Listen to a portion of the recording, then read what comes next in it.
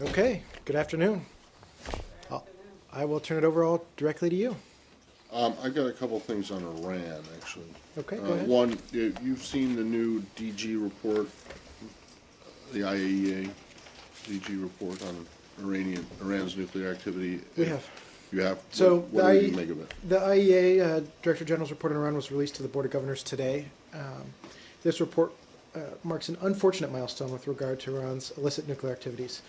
As the Director General first reported to the Board, concerns over Iran's nuclear program going back to June 2003, so we're at the 10-year mark here. And in the past 10 years, Iran has brazenly ignored multiple Board of Governors resolutions while advancing its enrichment program in blatant violation of its international obligations. And despite more than a decade of dedicated effort on the part of the IAEA, Iran still has not provided the requisite cooperation with the IAEA for them to complete their investigation. Iran also remains in noncompliance with its international nuclear obligations, and in that context, we remain concerned about Iran's continued expansion of enrichment capacity. And as the international community stated previously in Board of Governors resolutions and statements on Iran, we're going to continue to hold Iran accountable for its international nuclear obligations. So we look forward to the June board meeting where we're going to discuss the report and look how to best respond to with other members of the board. Okay, and then my second one is, are you watching, do you care, are you interested in at all the decisions on candidates for the election? So on the election, it appears that Iran's unelected Guardian Council, which is unaccountable to the Iranian people, has disqualified hundreds of potential candidates based on vague criteria. The council narrowed the list of almost 700 potential candidates down to 8 officials based solely on who the regime believes will represent its interests, rather than those of the Iranian people. So we think that the lack of transparency makes it unlikely that the slate of candidates represents the will of the Iranian people, who should be given every opportunity to choose a president who best embodies their views. And one other thing I'll note, Matt, that what we've seen in recent days are troubling signs that the Iranian government is taking steps like slowing and cutting off internet access to prevent Iranian citizens from making their voices heard and from making free and informed decisions about what's going on inside of Iran. So we've seen that as well. Okay, that's it for me. Okay. North Korea? Go ahead. Yesterday, North Korean leader Kim Jong-il suddenly sent his special envoy to China. What is your comment on this? Well, we are aware of this. China did notify us in advance of the visit, but we really refer to the government of China for more information. You do know that the U.S. and China, that we're of the same view that denuclearization of the Korean Peninsula is essential if we're to move forward in any diplomatic process with North Korea. So we're very much in agreement with the Chinese on that, but I refer you to them for more details. The U.S. and China right now, the conversation, why anything open, why Kim Jong-un sent it to his... Again, I don't have any details to provide other than to say that the Chinese have been in contact with us. Thank you. Go ahead. Go ahead. As she asked, China and Japan is also considering direct talk with DPRK, and South Korea has strong intention to have direct talk to DPRK. So, what is U.S. going to do? Are you going to seek out the opportunity to talk to North Korea?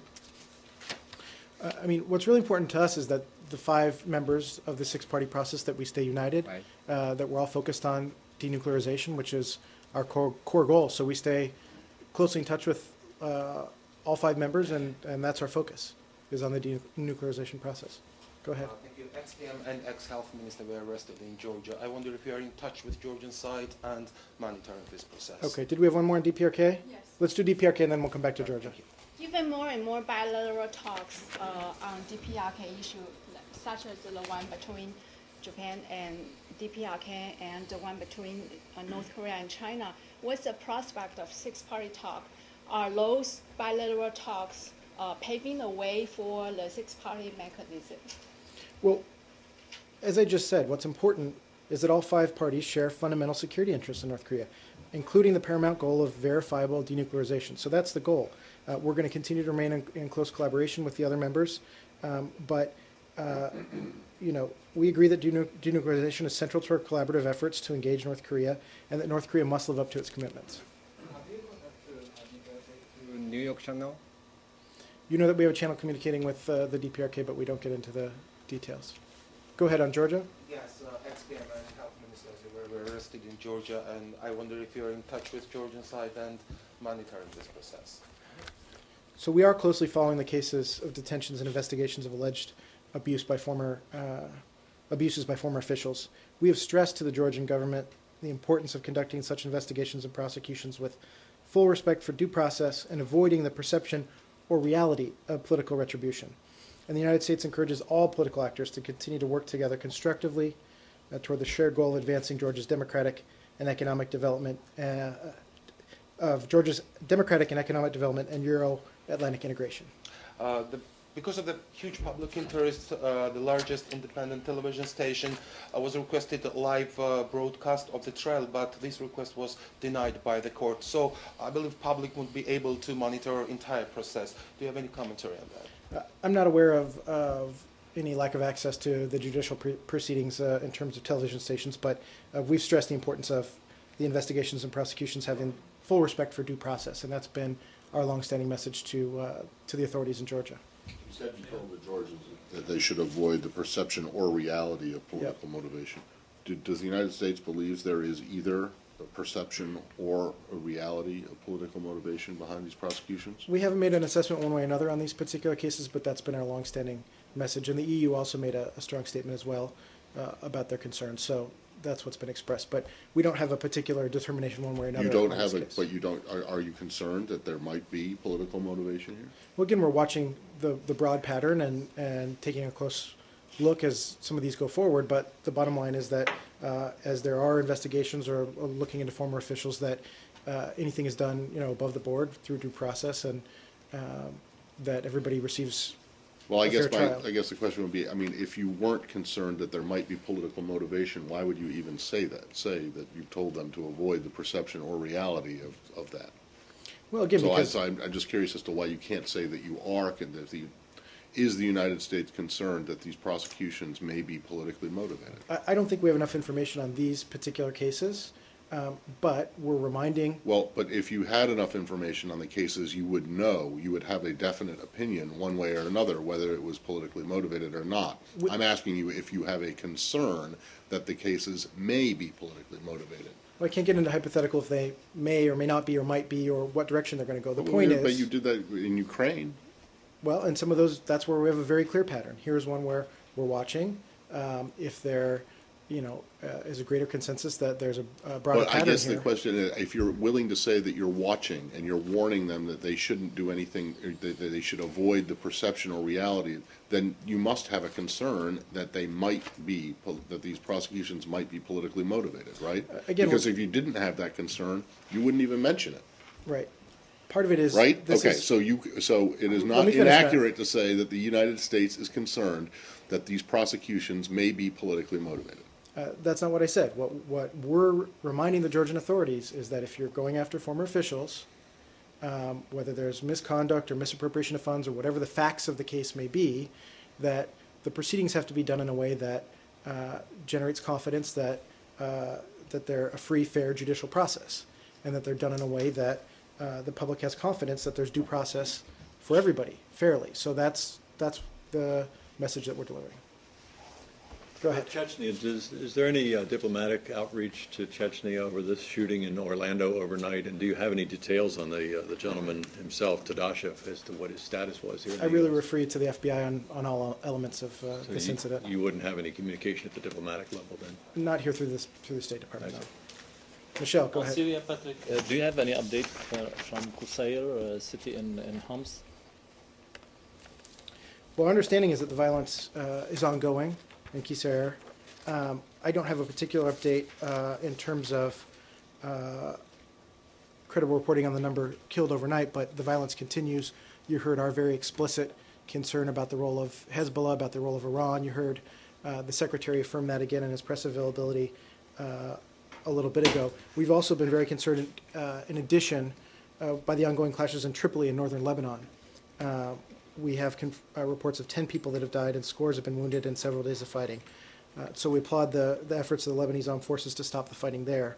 And as we said on Monday again, in terms of Qusayr, near the Lebanese border, I guess our reports are about 90 have been killed so far over the days of violence. I don't have a breakdown in terms of the last 24 Why do you hours. think the Syrian regime is targeting this city? Well, again, Sorry. I can't get in their heads or talk about their strategic thinking, but the bottom line is that they're unleashing an immense amount of brutality on the people of this city, and they're doing so with the direct intervention of Hezbollah and Iran against the Syrian people. There are stories that the Syrian regime is trying to establish the Alawite state from the coast to Damascus, and Qusair connects these two cities. Do you support such a state? Again, I don't think I would speculate on the motivations here. We've been clear that we want the end result here is for the violence to end and for there to be a free, sovereign, democratic Syria that respects the rights of all Syrians. But in terms of the regime's motivations here and why they're unleashing this level of violence on this particular town, I'm not going to speculate, but it needs to stop and the violence needs to end. Syrian National Coalition has called today has called the international community to open a humanitarian corridor to Qusair and urged the UN Security Council to convene an emergency meeting and go beyond expressing concern to action, as the president of the coalition has said. Do you have any reaction to that? Well, I'm not aware of any action at the Security Council one way or another, but we've been very clear in terms of providing humanitarian assistance to all Syrians, regardless of their faith or religion or background or sect or whatever their affiliation might be. Our aid and assistance to the Syrians has been to all Syrians, and we've consistently done everything we can to get across the lines and get that to people who are facing extreme hardship. Obviously, when you're looking at places like Aleppo, if you're looking at Qusair, there are extraordinary difficulties while you're in the middle of intense fighting, but we do everything we can to get humanitarian assistance to all Syrians who are in need. Are you ready to answer the Syrian National Coalition call for a humanitarian corridor? Well, again, we continue to look at all options that can benefit the Syrian people and weigh our options in terms of things that will do less harm and will do more good for the Syrian people. But I don't have anything particular for you on this proposal. I hadn't seen it. You know that the Secretary's in Amman right now, meeting with a number of the coalition partners and others to talk about the situation. Does the administration think that there would be any utility to a Security Council meeting while the Russians and the Chinese are still have not changed their positions? Or would No. this just be kind of a waste of time? I mean, the question was about their call for... Right. I hadn't seen the specific call for the Security Council activity. I'm unaware of, in many months, activity directly related. There may have been some meetings or briefings. Sometimes the Security Council receives an update in an emergency situation and takes a look at things. But in terms of passing the kind of resolution that we wanted many Right. months ago, I'm not aware of any Well, but movement is there. it fair to say the United States would still like to see some kind of a new Security Council resolution that would enshrine the Geneva agreement? Is that fair to say? I mean, without getting into hypotheticals, if there's a positive role the Security Council can play here, if there's a different dynamic, that would be a good thing. But that dynamic hasn't been there for a long time, that's for sure. Are you Samir. doing anything to prevent the regime forces with the support of Iran and Hezbollah to take over Al-Qusair city? I mean, I don't know if you're talking about some sort of specific kinetic assistance. You know where we are in terms of non-lethal assistance. Because yesterday a U.S. official was quoted that changing the military balance is a necessity before the Geneva conference. We've been clear that we need to change Assad's calculation, and that's been the Secretary's priority going back quite some time.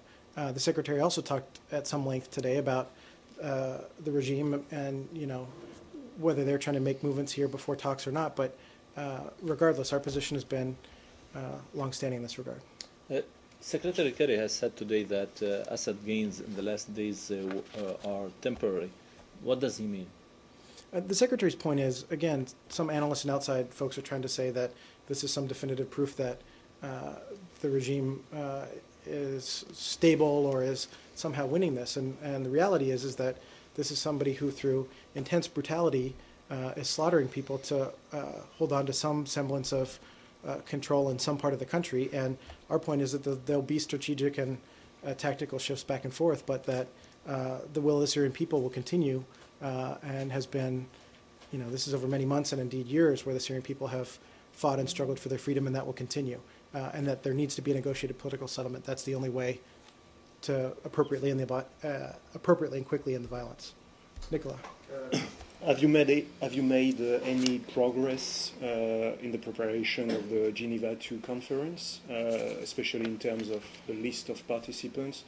And have you taken any decision on Iran presence at this conference?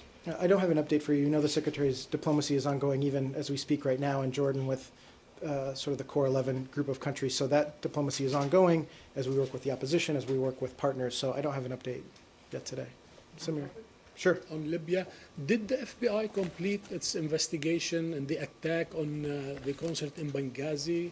Because there is a report today saying that the White House have enough proof about 5 suspects in Libya and they are monitoring them.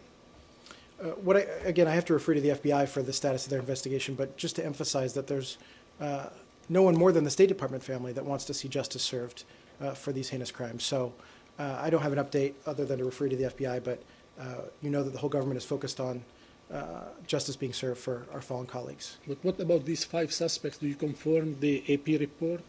Again, I'd have to refer to the Department of Justice to the FBI for any specifics on the ongoing FBI investigation. Patrick, you have talked about the fights in north of Lebanon. Do you view any Syrian hands in these fights? Again, I'm not sure about Syrian citizens crossing the border the other way, but we've been long concerned about the spillover effects in both directions. And so to the extent that tensions with inside Syria have reverberations into Lebanon, that's of deep concern. I'm not sure about necessarily foreign citizens, but certainly there are reverberations across the borders.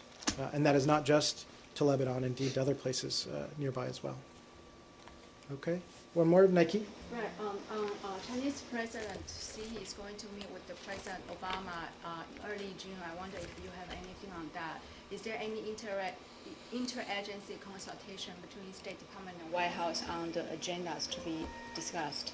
Well, this is a White House visit, and I really refer to the White House for any details. We, of course, at the State Department assist our White House colleagues as necessary on any bilateral visits, but this is a White House led show, obviously, because it's a meeting at the presidential level. Would be Assistant Secretary of the State, Daniel Russell, will attend that meeting. Well, he's been nominated but hasn't gone through his confirmation process, so that's where he is in that stage of the process.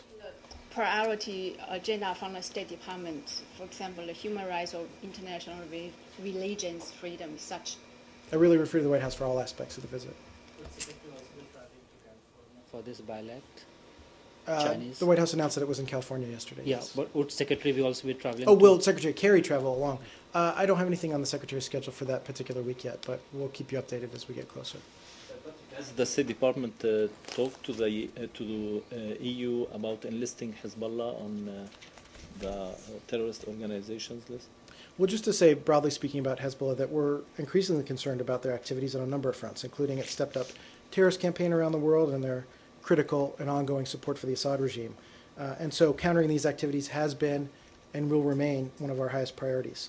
We've been urging our European partners and other countries around the world to take a wide range of steps to crack down on Hezbollah, including sanctions and increased law enforcement cooperation with the United States. And so we'll continue to press for international action against Hezbollah, emphasizing to our international partners that we must send a clear message that Hezbollah's behavior is completely unacceptable and they can no longer act with impunity. And I'd just like to make one final point, which is that we don't distinguish, as the United States government, between the political and military or terrorist wings of Hezbollah, and that's based on our careful review of all the information that indicates that Hezbollah's numerous branches and subsidiaries share common funding, common personnel and leadership, which all support the group's violent activity. If you don't distinguish between the two wings, how can you say that what Hezbollah is doing is completely unacceptable? Because, as I understand it, what many believe to be a political wing is actually involved in education and health projects and things like that. The point is that our assessment is that you find charity work to be unacceptable. They may do some of that, but they also do this. But so you the said point that, is, but if you don't distinguish between the two, and you say Right. that the whole that Because everything that they do is unacceptable, then you're saying because that, they're intertwined. The point is you may have somebody who's involved in those activities, but at the same time they're doing other things on the side, and that's the concern. Lalit. Pakistan's incoming Prime Minister and his party has called for peace talks with Taliban, since the U.S. is supporting reconciliation process with the Taliban in Afghanistan. Would you support peace talks with the Tehreek-e-Taliban inside Pakistan and Well- other terrorist groups? Look, the government hasn't even been fully formed yet, so let's not let them get ahead and get their government formed, and then we'll continue in our bilateral dialogue with them once they've been set up. But there have been high-level talks with Nawaz Sharif so far. President called, Secretary of State called, Ambassador has gone and visited him, but I'm not sure if that particular topic has come up one way or another. Certainly counterterrorism efforts broadly come up in our discussion, but I'm not sure that the particular issue of discussions with the Taliban inside of Pakistan has come up. I can look into it for you. and also in the previous government, U.S. had expressed concerns over Iran-Pakistan gas pipeline. Did this issue came up with the incoming government in Pakistan? I'm not sure in our initial discussions if it has, but our longstanding policy on this has been that energy is one of our top priorities in our relationship with Pakistan, and we're committed to helping Pakistan solve its energy crisis and its energy problems. So that's a significant part of our bilateral assistance to the Pakistani government, and will continue to be so. And our concerns with regard to the Iranian project remain the same. Yep. As you know, the U.S. Embassy in Seoul, Korea has received a poison letter from unknown sources. If the source is not through your investigation, would you tell us who did it and the source of it? I'll have to check on that. I was aware of that from last week, but let me get a check on that and get back to you. Still ongoing investigation? I'd be happy to take the question and get back to you. All right, thank you. Okay. On the release of Egyptian soldiers in Sinai? Just to say that we're pleased that the hostages have been released in the Sinai, and we're aware now that the Egyptian government has announced that, so we're pleased with that result. Okay? Thank you. Thank you all.